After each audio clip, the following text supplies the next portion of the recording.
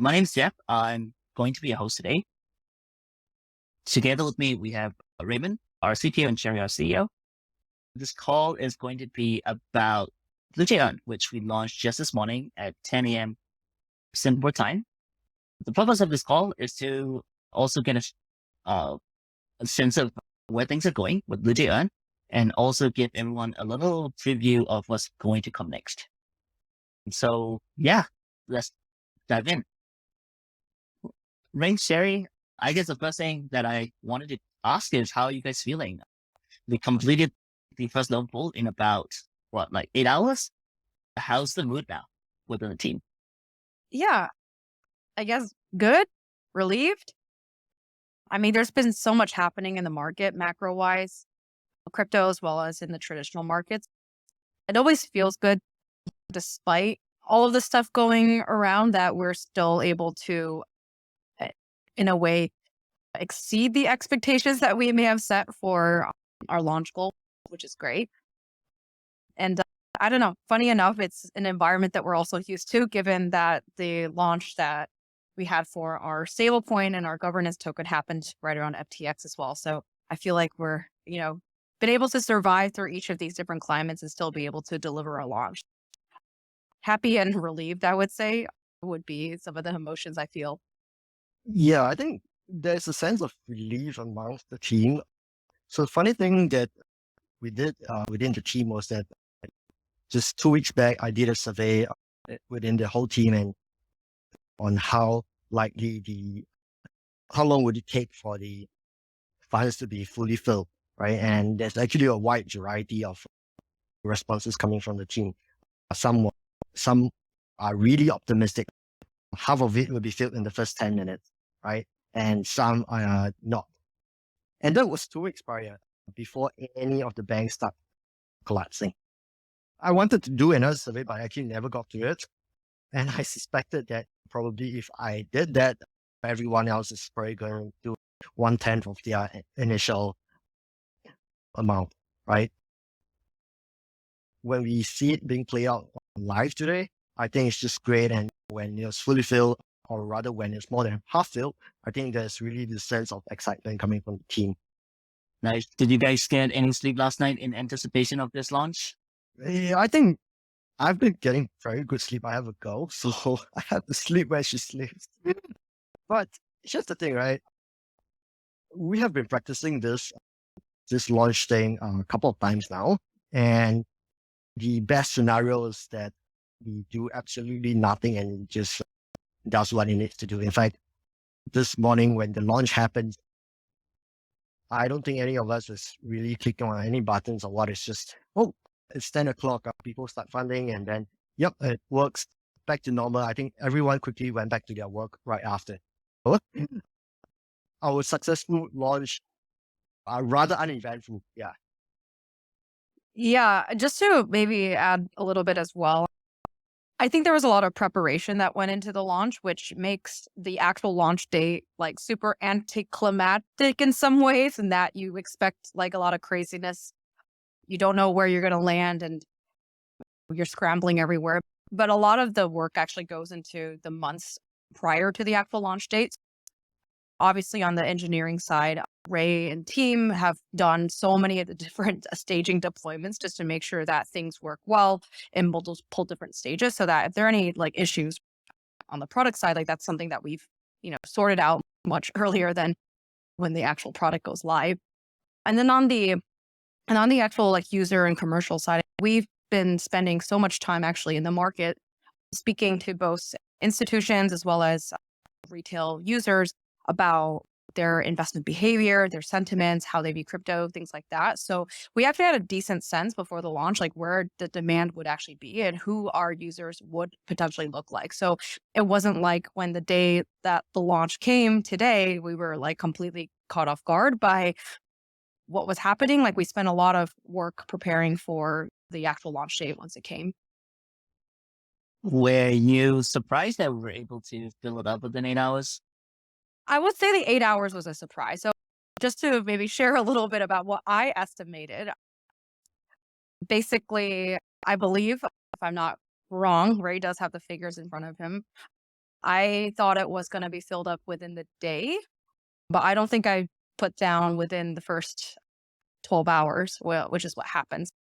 I expected that there may be maybe people at the end of the day who will filter in because they're at work. It's 10 a.m. You may have an office job, so you're not funding a fixed income pool in DeFi at the moment. But we were actually able to fill it much faster than I expected. Awesome. Let's dive into the product right then. Maybe if you could share, Sherry, a little bit more about Bluejay Earn for people that did not get a chance to participate or that didn't hear about Bluejay Earn before and now they're hearing it for the first time. What is Bluejay Earn and how is it different from other products in the market? Yeah, absolutely. Maybe you can actually first start out, instead of talking about the product itself, talk about like the problem that we're trying to address here. I would say most people in general have some kind of financial goal that they want to achieve, whether it's a sense of financial freedom, a certain net worth by a certain age, peace of mind over finances. It's something that I would say most people have some kind of goal towards in life. But the only really that I would say the 1% have access to the full suite of products that allow you to actually achieve that. If you're a typical retail investor, you have stock markets, you have ETFs, maybe if you're lucky, you have maybe treasury bonds, some risk-free savings in your bank. But when it comes to like exposure to things that may be like a fixed kind of higher yield type of product, let's say 7% or plus, most of those are going to be things that usually like family offices or ultra high net worth individuals can get access to in the privates. And so there's this like sense of exclusion within the traditional world when it comes to investing. And so that's the problem that we want to solve with Bluejay Earn, in that we want to democratize access to all sorts of different fixed income products that can get you the yield that you want, that's consistent and diversified, without having the same kind of barriers that typically exist in the traditional world, such as minimum investment sizes, things like that. Our platform itself has a couple of different types of products. Right now, all within the private credit area or the private credit space. And what that means is a series of things like corporate bonds or diversified SME debt that can give a yield back to the users that are backed by the actual productive activity that's being used with that capital. So an example of this would really be if you have, let's say, a fintech that you are lending to that has a portfolio of ESG related companies. They're actually taking that capital and buying up, let's say, solar panels in the Philippines. And then the additional revenue that comes from the solar panels is actually being returned in revenue. So this kind of yield is a little bit different than what you would typically see in DeFi, because it's actually driven by real borrower activity versus just pure financier activity, which is often the funds you borrow to then do more trading on chain, which kind of comes back and is a bit more reflexive. So this is Bluejay Earn. And then the question that you asked is what makes this different than other products that are on the market? So there's a couple areas that make us different from like a Goldfinch or a Credix and some of these other RWA platforms that you may be familiar with. Number one is really around the minimum investment sizes. So we want to make sure that this is something that is super accessible to everybody. So we don't have the same kind of KYC or minimum investment sizes and other restrictions that you may see on these other platforms. The other one is we do provide a multi-currency option when it comes to our Earn platform. So most of the ones that you see today are going to be using USDC or DAI or some USD stablecoin. And we provide Blue stables and as well as other currencies that we'll have later on in the roadmap, but we'll get to that later. But we want to be able to allow borrowers as well as the investors to be able to use the type of currency of their own choice. And really, there's multiple reasons for this, but number one is just, I guess, diversity of currency for foreign exchange risk. Just making sure that asset liability can be matched better if there's a borrower that wants to borrow in the currency that they actually operate in without having to deal with US dollar movement as much. But then also if you guys look at what's been going on macro-wise in the market, there's actually a little bit of a fear around just the complete dollar dependence, I would say. I'm not going out right and saying that USD won't be dominant in this space. I think it still will be, but there's a increasing attention towards a diversity of choice of assets to use to be able to invest. And then the other piece that I would say that sets us apart is that we have a very strong regional focus on Asia. This is not to say that the other platforms don't have Asia as well, but they are typically looking at LATAM, Africa, Asia, and other markets as well.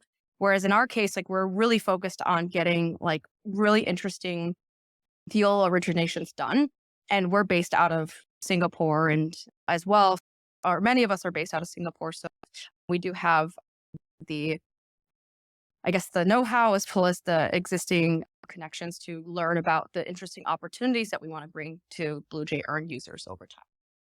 So this is a quick introduction on Bluejay Earn, what problem we're trying to solve and what the product is, as well as what makes us a little bit different from the other solutions that you see in the market. Nice. Awesome.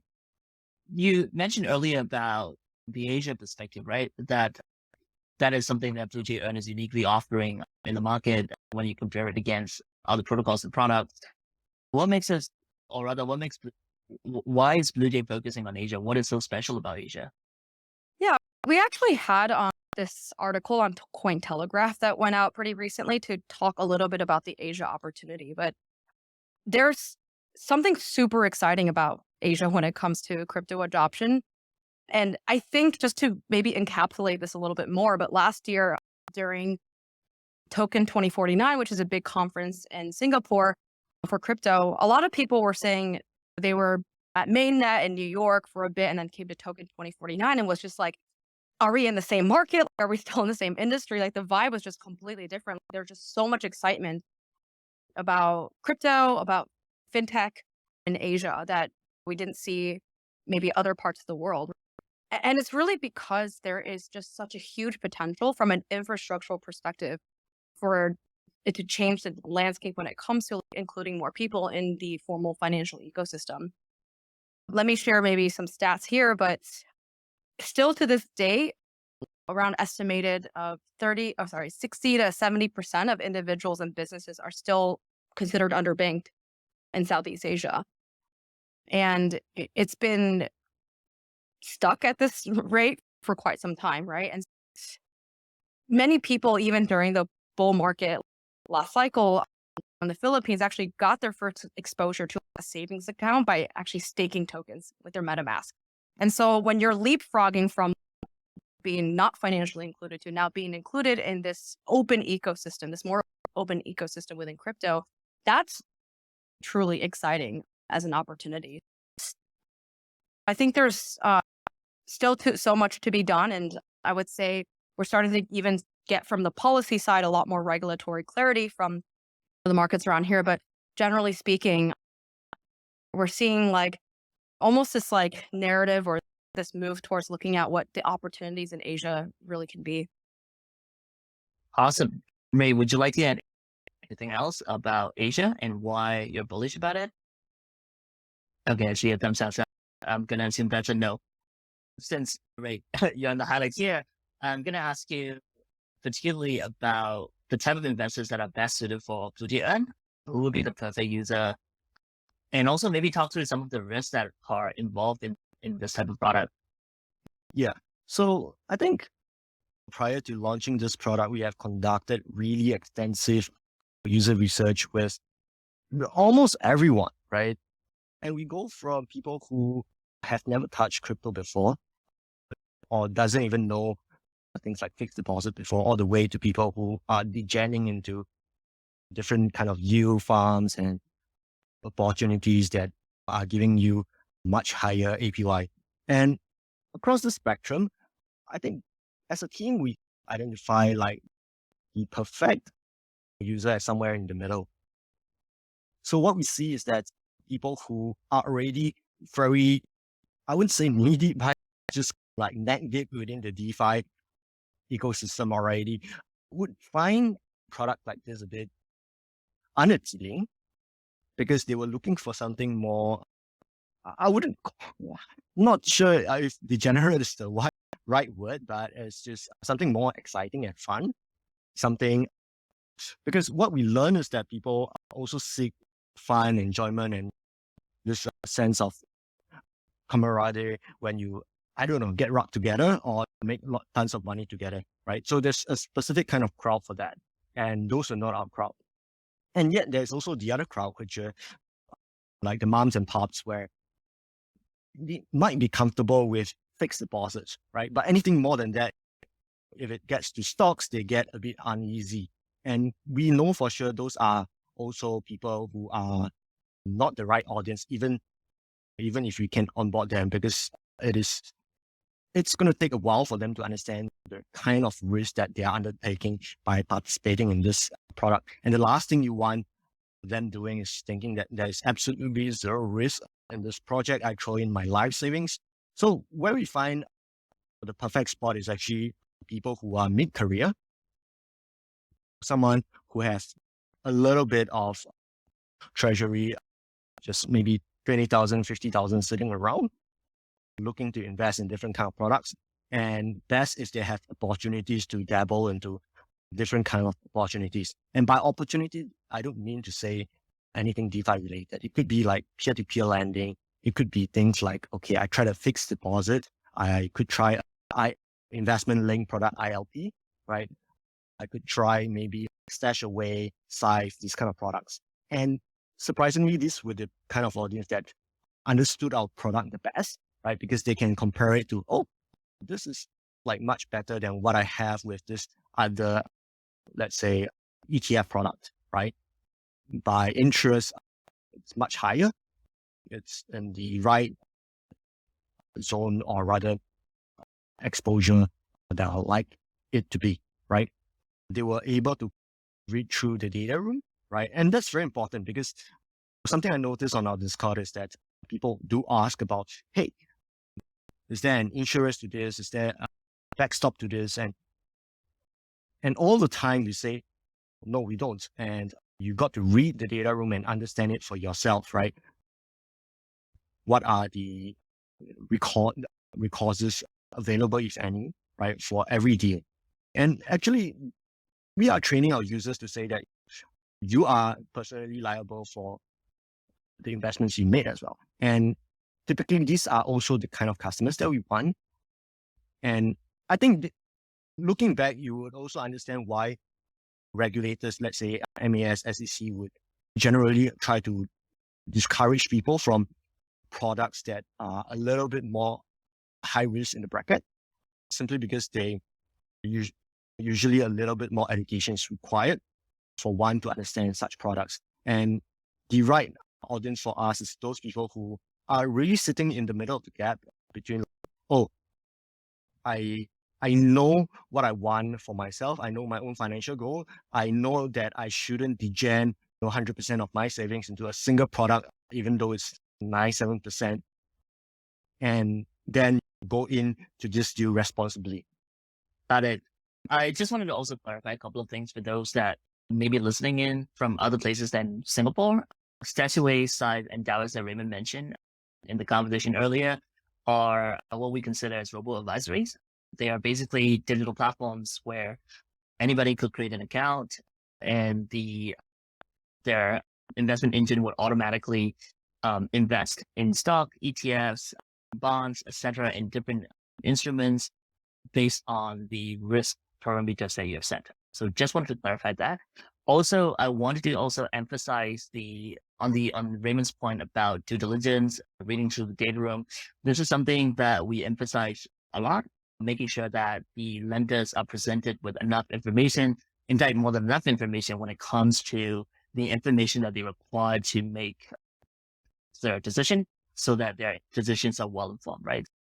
You might have seen a couple of tweets as well as videos that our team has been putting together in terms of how you navigate through the platform, as well as how you can read through the data room, as well as helping you understand what are some of the things that you need to look out for, right? So we do encourage our community members, as well as users that are just coming on board, to look through some of these materials as well as to try and understand what each of the terminology actually mean, and also try to grab as much information as possible about the risks associated with any investment that is being presented.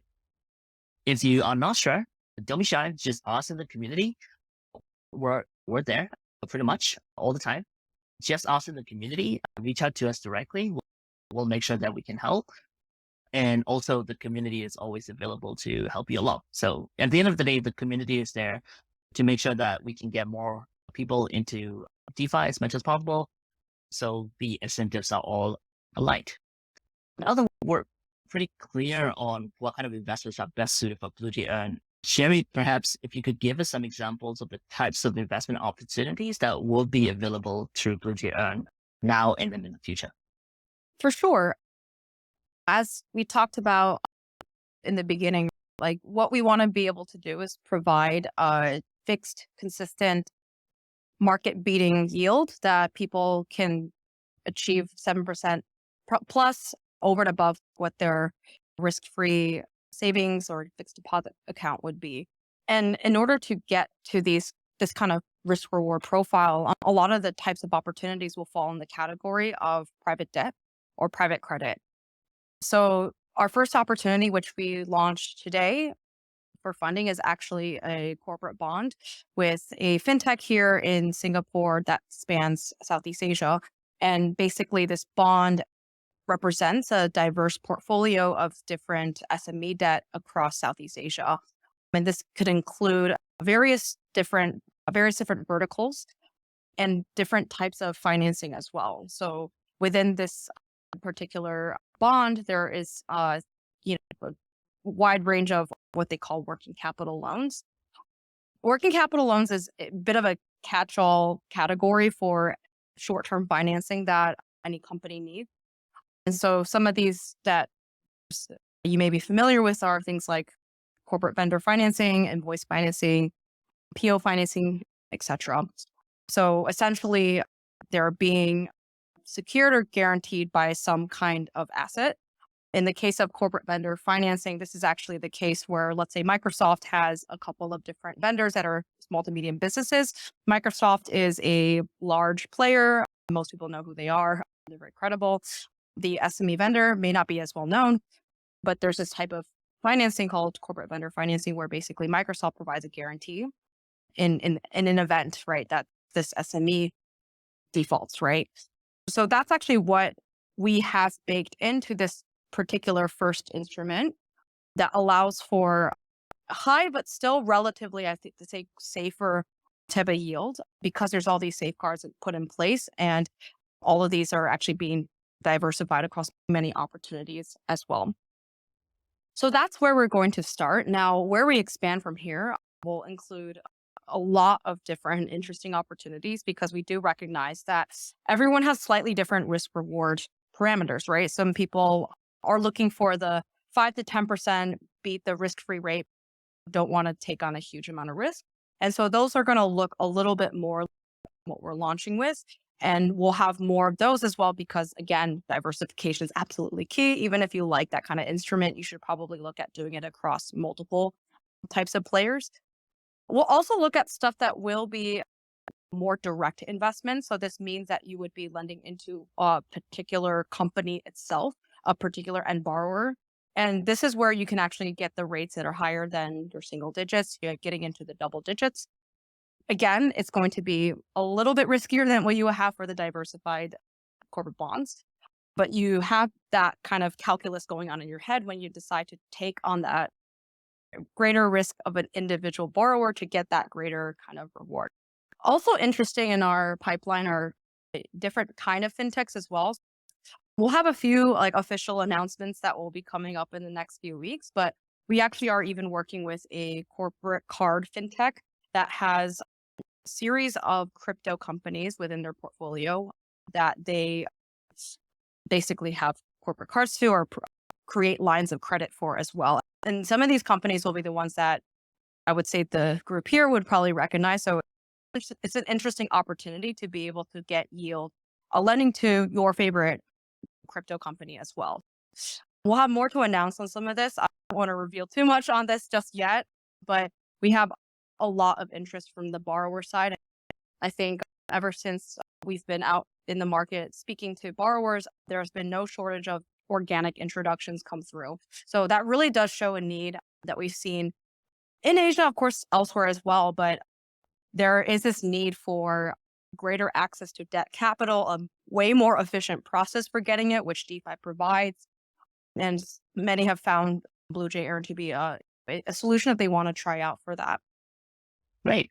Since we're talking about yield, interest rates, all of this stuff, maybe Raymond, if you could share some light on how the yield is being generated, because I do think actually what we offer with the first loan pool is probably the highest on-chain SGD yield, if I'm not mistaken. Now, don't quote me on this, but just based on what I did look at today on now llama.fi or previous DeFi Llama, there's a drama going on separately there, but based on on-chain data, it seems to be the highest. So how is yield being generated, and how is Bluejay Earn ensuring that the interest rates remain competitive and sustainable as well? So there's two questions around that, right? So the first one is how is yield generated? Something that I always talk about is I hate Ponzonomics. Especially, it's a weird thing to say when you're building things in the DeFi space. So we are actively trying to represent our yield in the realest term possible, right? Without adding in, oh, I'm going to slap on another 2% from governance token and inflation and this other percent and all of that. No. Our yield is actually flow through directly from the borrower. That means what the borrower quotes is directly passed through to the users, right? Of course, in between, there might be some fees being sliced off for usage of the protocol for the funds origination. Typically, if you look at banks and whatnot, you are looking at slicing 1%, 1.5% away, but we are talking about 5-10 basis points, which is 10 over 10,000 of the percentage point there. And that is a really low amount. So for the borrowers, we are giving them a very high competitive products in terms of like the fees that we charge for offering the platform to them, right? And that means that they can pass through a better rate directly to the lender itself, right? So something that could go for, let's say, 7% out there in the real world after the bank takes all these cards in between could look like 9% on our platform, simply because all the loan origination fees, admin fee, processing fees, all of these are all taken out. And the operation part of it is simplified to just, can you get this money on-ramp and off-ramp? And really speaking, a lot of our initial borrowers are based here in Singapore, and their on-off ramp is going to be like, oh, from Blue SGD to SGD, maybe they pay a total of $10 max, gas fee included, to just get it off into their bank account, right? After we take away all these fees, there's just a lot more slice of the pie for everyone else, right? So that's that. And in terms of like how we make this competitive, right? Which is why you're here. Us, the team, talk about the data room is important, reading about the view is important. Why is that, right? We want to, the role of Bluejay is actually really just a facilitator, a platform where we allow borrowers and lenders to connect, right? And here's what I want all lenders to do, right? If you look at the deal and you're not comfortable putting money into that deal, right? Perhaps you think, oh, I don't know who I'm lending to, right? I don't know what's the structure. I don't know if these guys are credible or not. Then do this. Do not put funds into it. And it's as simple as that, right? We are creating a marketplace. The marketplace should be able to come to a decision, right? Oh, this is the kind of like risk reward patterns that people are expecting, right? And naturally, borrowers will get the idea like, oh, maybe for this certain type of product, maybe I'm not being competitive and around. Because when you can compare 2-3 deals side by side, you will be able to tell, hey, do I want to put my money in deal A or deal B? Maybe they offer the same rate, but the credibility of the borrower is entirely different. One of it is maybe state sovereign fund sponsored, and the other one is like Tom, Dick, Harry decided to just run a restaurant and offer the same rate at 5%. And it's just not going to work. Yeah. In your conversation, you mentioned 10 basis points, right? I think this might be probably the cheapest origination fee for any borrower on the planet right now. Because if you look at fintech platforms, I certainly remember that the origination fee is actually much higher, isn't it? Yeah. If you can find me a bank that offer less, then I would go to the bank, borrow money from them, and lend to the deal that we have here. Well, Yeah. assuming that it still exists. Let's not get into that. It doesn't Let's exist. not get- Yeah, it doesn't exist. Yeah. I'm just saying that you're assuming that the banks will continue to exist, but yeah, let's not get into that for now. So yeah, Sure, banks can come in as a borrower too. There's nothing stopping Credit Suisse from coming in, and maybe if our audience do wants to lend to Credit Suisse, it could be a crazy opportunity. Who knows? So if anyone knows someone at Credit Suisse, just send them our way. we do know somebody who's sitting with $1.5 billion, right? That is His Excellency Jensen's son. So he might become one of the first multi-billionaire lender on our platform. Who knows? But anyway, jokes aside, just to recap what you said, I think we are offering the cheapest origination fee on the planet for any borrowers. There, I said it. And also for lenders, I think we're offering probably the most accessible platform in terms of choice. You have, yes, right now you only have one. This is a beta launch, but we'll be launching subsequent pools very soon. And also in terms of information transparency, we're basically showing everything that the borrower has presented, right, to you, so that you can make the most well-informed decision for your own financial goals. Just wanted to reiterate on that. Also, maybe Sherry, from a borrower, and I'm sure the lenders are also interested, could you also maybe talk through how the borrower came on board and what the process was like? Yeah, so I can talk about like how this first borrower came on board, and then I could talk about like how we see this growing in the next few months, and then how we actually want to end up scaling this as well. Just to give you guys some color, the first borrower is this fintech player in Singapore. They're, I would say, a fund manager as well as a marketplace as well, and have done over 2.5 billion Sing dollars worth of loans across 65,000 loans to SMEs.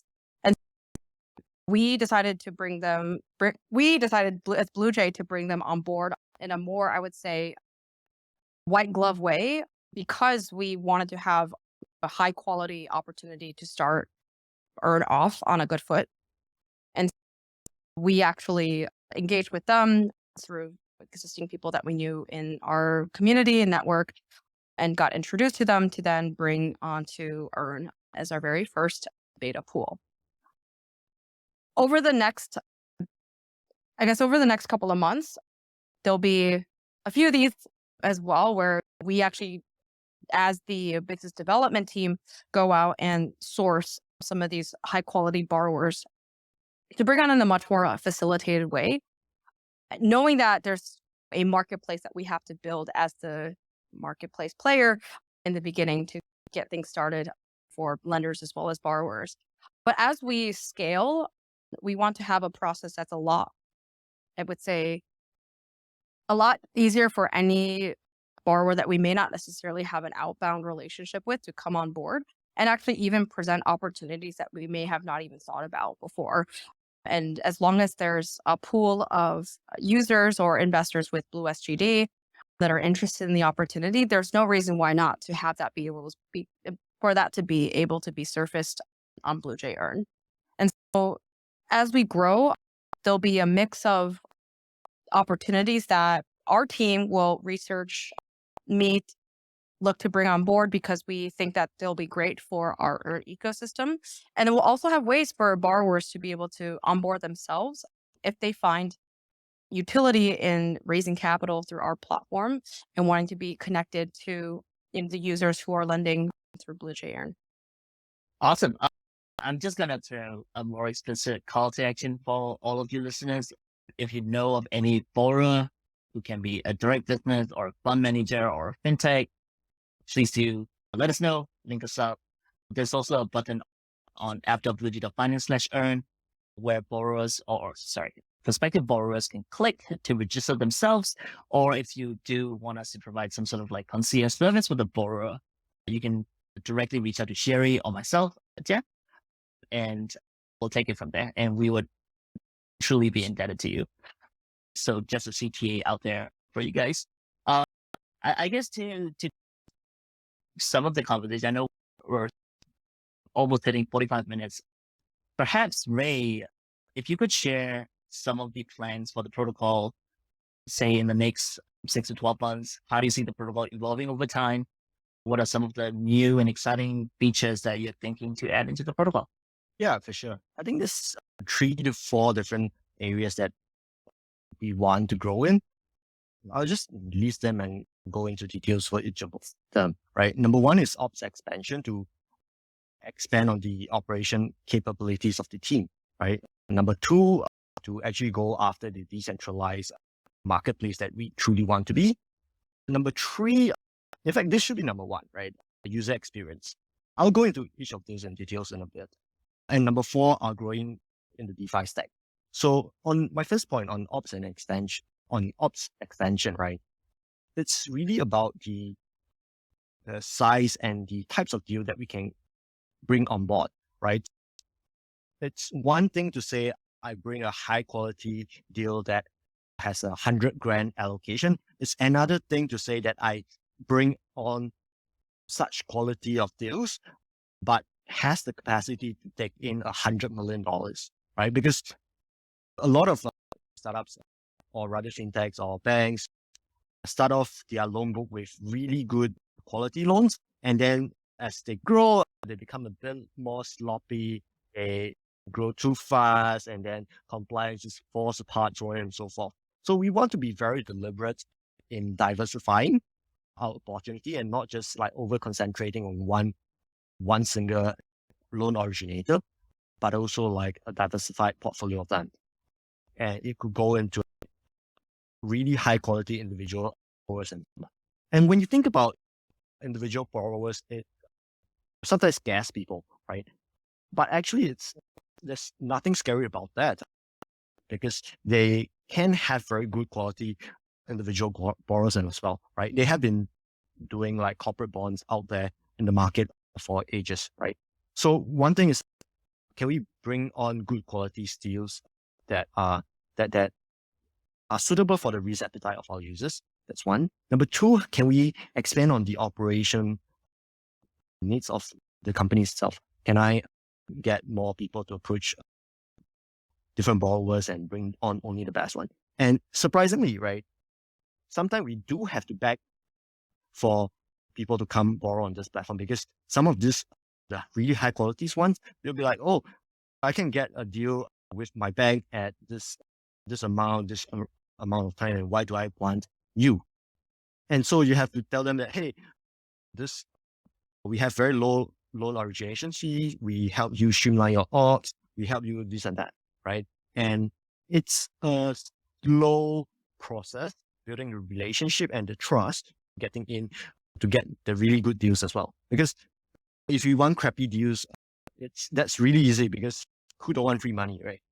But you want good quality borrowers that actually repay. So expanding on that side of the business is very important for us. So on to the next point, right? Decentralization. So remember the top part where I talk about marketplace, right? The first few deals, as well as the subsequent next few, are going to be like what Sherry said. It's the white deals experience. We are going to handhold them through the entire experience of borrowing from the DeFi crowd, right? Which is actually a whole new source of capital for them. A lot of them they have no idea what DeFi is. Like in their perspective, DeFi is Bitcoin, right? And there's this a lot of education is needed to just go in and fix that and tell them that, hey, no, it's actually Sing dollars, it's just digital Sing dollars, right? You borrow in Sing dollars, you pay back in Sing dollars, right? And we go through that with them. But the next kind of deals, we acknowledge that we can't be running a team of 100 business developers, right? We have to make it a decentralized marketplace, right? And really get the competition going. And that's good for our users because then borrowers will be competing with other borrowers, right? To offer the best rates available on the risk reward ratio. So that actually requires a whole new set of thinking around our platform. We can no longer say, oh, this any and all deals on Bluejay is important, right? It's going to be like 100% zero default, 100% safe. Just put all your savings into it, right? And this is why as early as now, we are training our users to tell them, hey, it is very important you look at individual deals. If you don't like it, you are uncomfortable, don't fund it, right? You see something that you like, you are comfortable, fund it, right? If you demand more, maybe we also want to demand more from some of these borrowers, right? They can create content, they can come onto our spaces, have real life events to interact with potential lenders, right? To just get that little bit more confidence into this borrower themselves, right? So decentralization is also the next goal that we want to do more of, right? Our third point, UX, right? It's also very important. One thing we realized coming in this morning during the launch is that, like what I said, our audience is not exactly all the people who are already familiar with DeFi. It might be the very first time that they download a wallet at all, right? It might be the very first time they buy something off an exchange. Maybe they don't even know what is an exchange. And really, we don't want to go out there and tell people that Bluejay is a crypto company because that's immediately alienating people, right? You crypto, you scam, you Bitcoin. It just invites a lot of questions around that, right? And you want to go in and say that we are a fintech company and we enable you to get access to really good financial product or a wide range of it, right? And you go figure out which is the ones that are really suitable for you.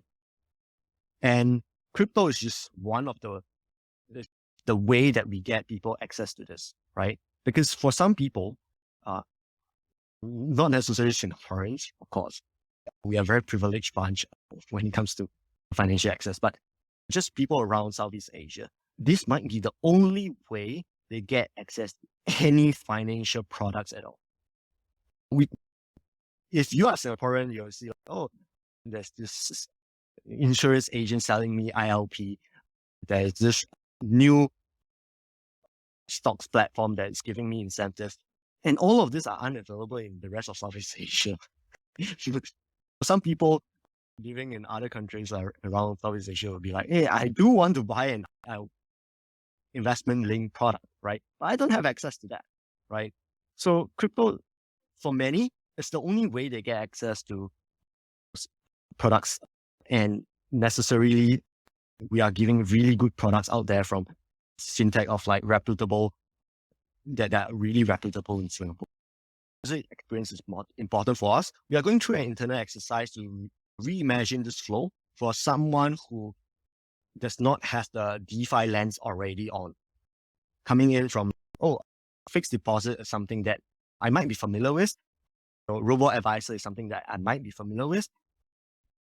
How can I get on board Bluejay? It's a big question for us. So we might go through a whole transformation of user experience for our next phase of growth. Yeah.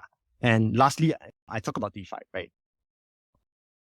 This is usually something that people talk about first thing as a DeFi company. But for us, so many areas of growth by just extending on what we already have. And, going deeper into the DeFi stack, we also want to be careful about if we are alienating anyone at all. It's very common for us to look at a DeFi protocol and we ask the question like, hey, is there on-chain collateral? Can I look at the collateral? What is the value of the loan goes down, can it be liquidated? These are not very familiar things to a lot of people who are very new into, let's say, fixed income products, right? But in the DeFi world of like bots and all, it's what people expect, right? And this is something that we can build as well, right? Moving forth, can we do collateralized lending on Bluejay? Maybe. We are working towards that. But before we go there, can we onboard more users first? These are actually the 4 areas that we can go into. Name them again. One is extension on the deals that we have. Number 2, decentralization. Let anyone and everyone come and borrow and lend. Number 3, actually user experience and making it a hell lot more easier for someone who want to participate to join us. And only the last one, can we make it more, we have the DeFi built into it. Great. Also for the community, I know some of you did actually help out during the initial concept of the product. We're probably going to be doing a lot more of this research exercise where we organize review processes as well as feedback sessions with the community. So do keep a lookout. And if at any point, if you have ideas on how to improve the user experience, please do let us know. And particularly on that note, I also want to highlight that if there anybody in your network or within your community that is looking for access, but may not necessarily understand or know crypto or know DeFi, please do help them out as well. I literally just help somebody who has no exposure to DeFi get into the whole space and get ETH and get USDT in 10 minutes. And it means a lot to them as well. And I do want that whole experience of getting exposed to the financial aspects as well as to the freedom of crypto to as much people as possible on the planet. Just a small request from me. If you do know anybody that needs help, please just send them our way or do help them out. I'm sure they will be appreciative of you.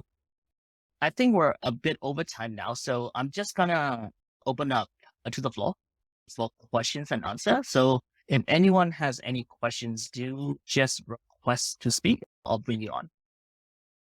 And this is probably the most awkward part of the conversation where we have like awkward silences. I was hoping that Twitter Spaces would have the music feature on, but couldn't figure out how to. Yes, thanks. All right, going twice. If you have any questions, do come aboard. If anyone is shy, we do have our Discord where you could type in your questions to the team. We're happy to answer them. If you don't want to come on the Spaces to ask us directly now, we try to be fairly responsive. Otherwise, floor is open for anything that you want to find out from us. Oh, I think there's a question coming up on Discord from Tasty Shudai.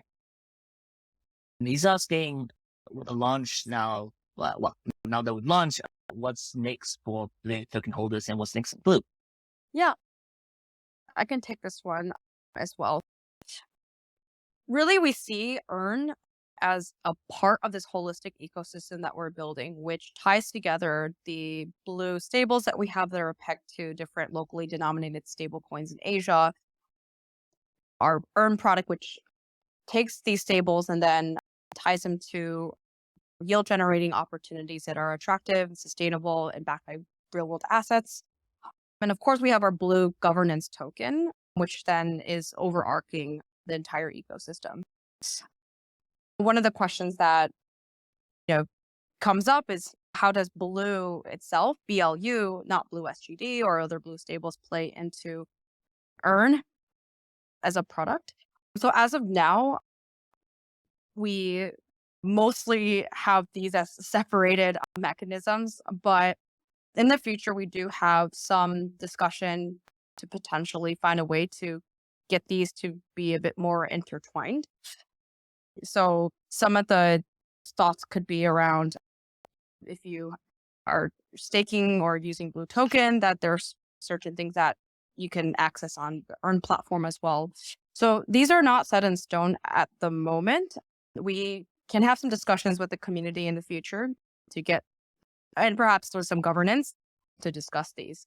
But right now, Earn is still mostly around the Blue stables. And then we do have some ideas and thoughts around how we can integrate Blue a bit more into that.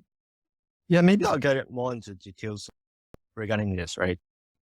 We have recently updated on our FAQ regarding the stance of Blue, right?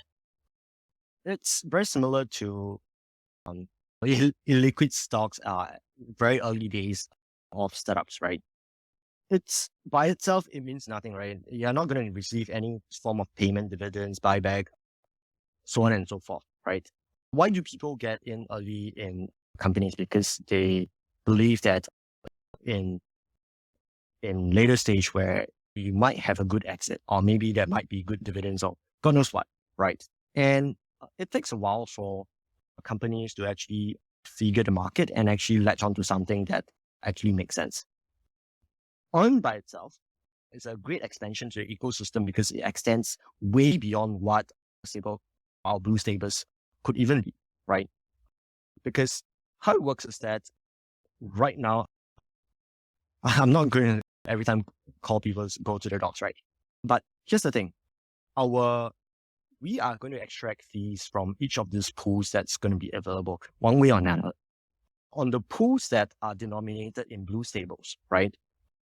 Naturally, we have LP positions from the protocol in the swap positions in and out. So every time someone swaps in or out of blue stables, the protocol would have already made money on the LP, right? That's one. And if it is not denominated in blue stables, let's say a borrower demands that the exposure to be on USDC, right? Then what do? We charge 10 basis points on that. Who doesn't like money, right? On the $1 million loan, that's a sizable amount of money going to the treasury. And we are able to do this at a scale that no banks, no DeFi startups could do now, right? And that's really our advantage coming in, right? So what is the most important thing right now is that we can actually execute on our plan, bring in borrowers, lenders, create a great, healthy ecosystem that can sustain it. And then the rest of the thing is really just collecting all this money in the treasury. Now, then the next question is then people ask, okay, so you have made all this money in the treasury. What does that mean for me as a blue holder, right? It means absolutely nothing also, right? Ask yourself, if I invested in Apple stock before it went IPO, what's the benefit of it? It's nothing at all. You might be able to sell it to the next guy, right? Or maybe the company says that, okay, our growth projection doesn't require this level of funds, and we have access in terms of treasury of what we need. Then what we'll do is that we can then distribute that out as some sort of yield to the token holders. But of course, that's in the future, right? Or perform the likes of like share buybacks or whatever it is. So all of this are in the future. And now, why do I want to keep emphasizing that there's a lot of this in the future? Is because we can't promise anything, right? We don't know there's certain things that are going to latch on or going to be huge at the end of the day. When we created the first liquidity pool for people to trade blue, it's really just allowing people to get in and out as you like, right? And you can decide on the fair market value as you like, right? The team will never come in and say that blue is going up, blue is going down. We'll promise you that this is the lowest level of price of blue or God knows what. And in all our conversations, we are not going to talk about the price action of blue because it's irrelevant, right? If you don't have a business, it doesn't matter that blue is at $10,000, right? It's a freaking Ponzi. And what do I say about Ponzi's? I hate Ponzi. So really what we need to do is figure out a business model that works, right? A business model that can potentially scale, right? It may not be scalable right from day one. Maybe we need to grow another one more step. Maybe we need to raise a Series A, maybe get more funds, get more strategic borrowers, strategic lender into this space before it really explodes. But who knows, right? So if you don't know what you are getting yourself into, then really I don't think blue is the right vehicle for you. And that is good because what is good for you? Maybe you can look at Earn, right? Earn is a great product. You don't have to understand all this funky business thing about early stage startup, hopium, and the future of something that, that I don't even know this few dudes on there what they're talking about. Earn is very clear product. You look at who the borrower is. Are they credible? Do you think they can ship on what it is? If yes, would you like that returns that they have quoted? If yes, then maybe that's for you. It's a much more easier product for people to understand. Leave Blue for those people who are really there to support the team in any way and maybe in the long term get some value out of it. All right. I think we have one other person from the audience requesting to speak. 3Blocks, which I believe is a real estate tokenization platform. I'll bring you on. Just 1 second. I'll add you as a speaker. All right. 3Blocks, I think you're on. Could you test your mic? We cannot hear you. You're on. I think you're on, but we just cannot hear you. Okay. Going for one more time. Okay. I don't think the mic is working. Oh, it dropped. Anyway, since we're out of time, for any other questions, please do let us know in either our Telegram community or on our Discord. We're available there as well. We'll continue to watch the space to see if there are any other questions coming up. 3Blocks on. I'm not sure if your mic is working, but if you do have a question, let us know in Discord. You can join our Discord through our website and also our Telegram community. Either one works. Let us know what you want to ask over there as well, since we're out of time. Thank you so much, everyone, for joining this evening call or this morning, depending on wherever you are. We hope to do these community calls more regularly in the future, so stay tuned. And like I mentioned earlier, if you do have a question, let us know anytime. We're available on Discord and Telegram to help you out. Thank you so much, and have a good evening, morning, afternoon, wherever you are. Thank you so much.